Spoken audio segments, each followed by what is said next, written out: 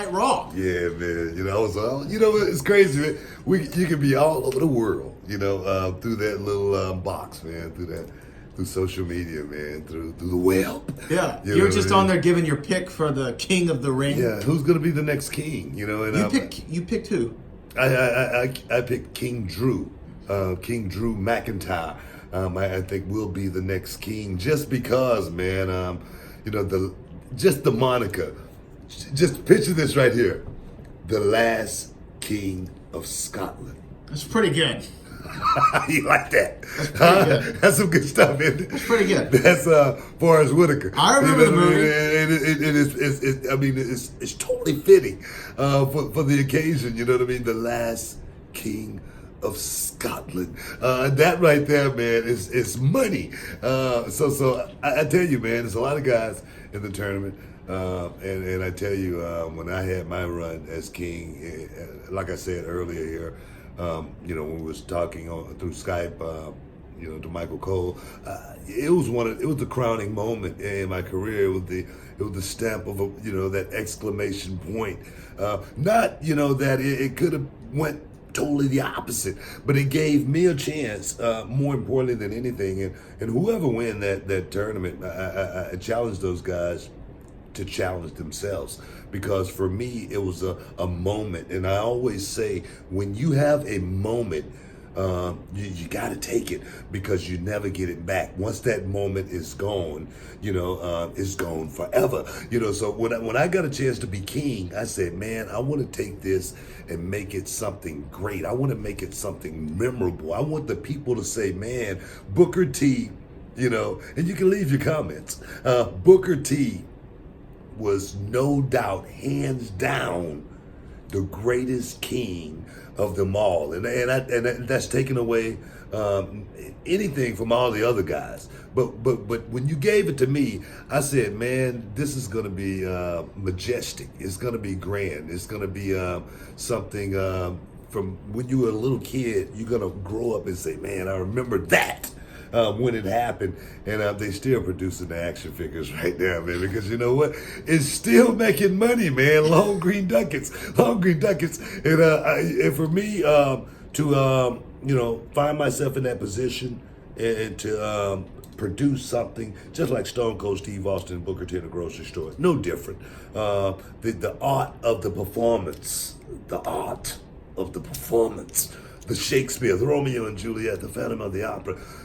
Do you know your Shakespeare? It's one of those type of deals. You know what I mean? So I'm loving it, man. Do you think your pick, King Drew McIntyre, yeah. do you think he can take that moniker such as you did and go out there and run with it and make it just as memorable as King Booker was?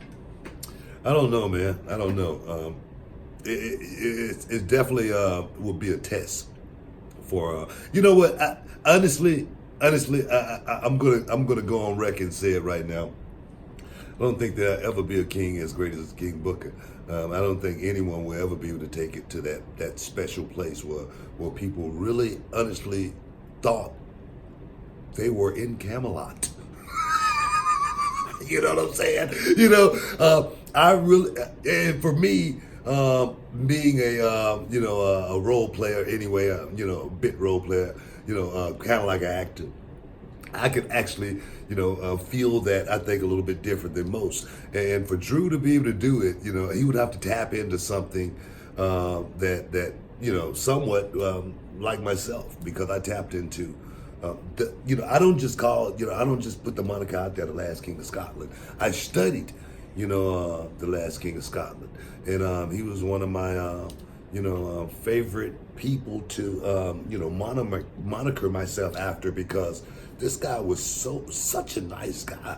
Idi Amin, this guy was such a captivating figure. He was so amazing in so many ways, but in other ways he was vicious, man. He was a tyrant. He could flip the switch at a moment's notice. And then, to find yourself, studying the Pope. You know what I mean? Some of the greatest leaders around the world, and how they changed history. And so I tell you, man, it's going to be a stretch for anybody to capture what I captured as King Booker. Last thing though on it, when they came to you and they said, "Hey, Book, we're going to do King of the Ring again," I don't even know if you remember who pitched it to you, but someone said, "Hey, we're going to do King of the Ring again." When did you find out you were winning, and what was your first reaction? Was your first reaction, "Oh yeah, I can make something with this," or was it like, "Man, what am I going to do with this?" Yeah. Now I knew I was winning as soon as they said the tournament was coming.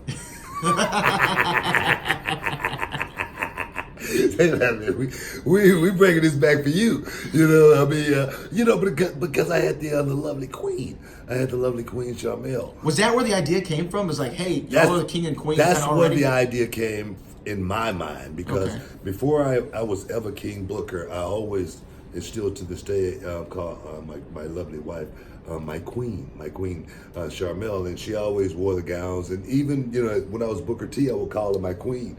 And it sparked somebody, and it was like, man, maybe we should do this, And for me, like I say, I didn't know it was a moment until after I didn't know what Booker, actually King Booker, was going to become. I thought he was going to be King Booker T, and I think Vince McMahon actually was like, "Nah, just drop the T and just be King Booker." And I was like, "Yeah, that's cool," And then to actually start finding myself as King Booker, I went and studied a lot of different people, and then I became King Booker, and it morphed into something totally in a direction where it was calculated, but it's one of those things you really don't know what you got until after it's all over with, and people judge it and say, man, that was crap. Oh man, that was so good, and I got people like Gregory Helms, the Hurricane. He's one of my favorite people, man, and he told me one day, man, he was like, man, King Booker, man, he's like, when you was King Booker, he said, I'm gonna tell you, man, Booker T was awesome. You did a whole lot. He said, but when you was King Booker, all of those boxes, King Booker checked off all of them, from entertainment to show business, to style, to going out and performing, and then just having to go out and have a fight.